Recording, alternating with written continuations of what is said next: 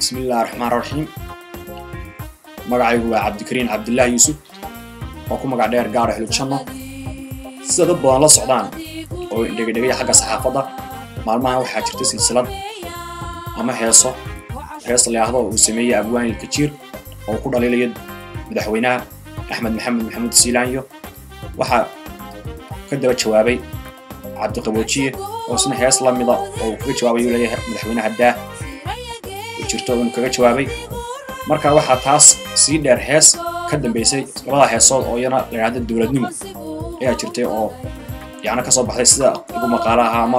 magacayga aan ku arkay magaalada Minneapolis oo ah magaalada aan deganahay anigu runtii heestaas waxa ku jirta magacayga in dad isticmaaleen oo leeyahay gaar hel cun ayaa sameeyay laxanka marka waxaan doonayo waxaan anigu lahayn in credit lagu siiyo ama aan samayn marka heestaas waxaan halka ka cadeynay in aan anigu laxankeeda samayn midhaheedana samayn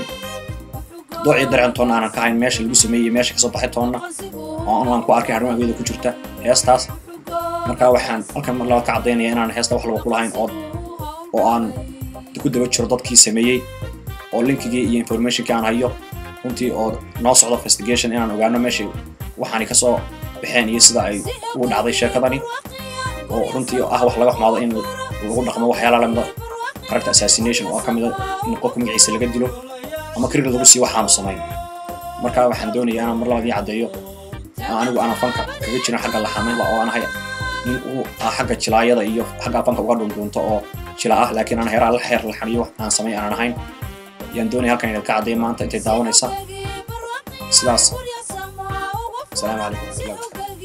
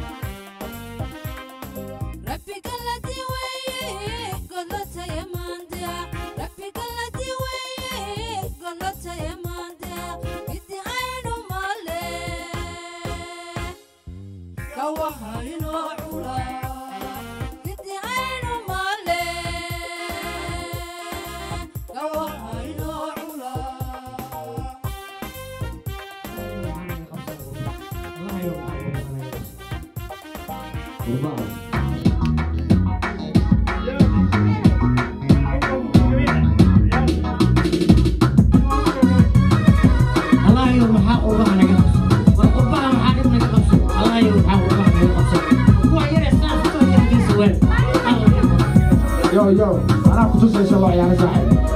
لا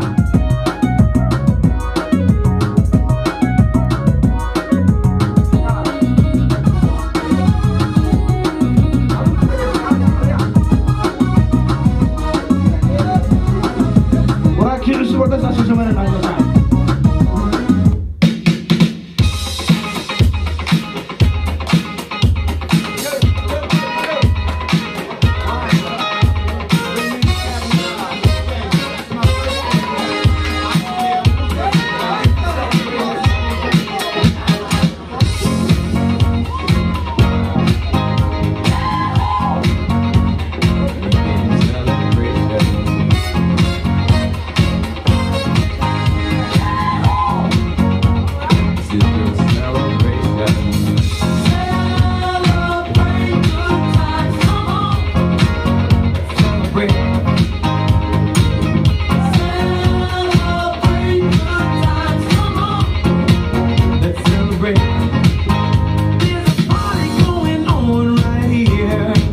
a celebration to last throughout the years.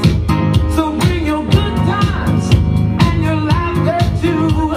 We gon' celebrate your party with you. Come on now. abtisaasa loo ciyaaraa kaalay kolaniyo sheebada community baan raadinaysaa kanaan ku baraynaa shey wallahi iska soo galniyo